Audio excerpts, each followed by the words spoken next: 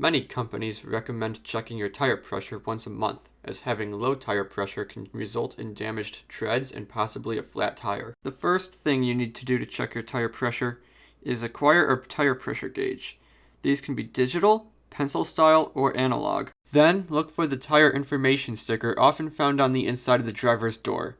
Check the pounds per square inch or PSI number that your tires should have. Next, remove the cap from the valve stem.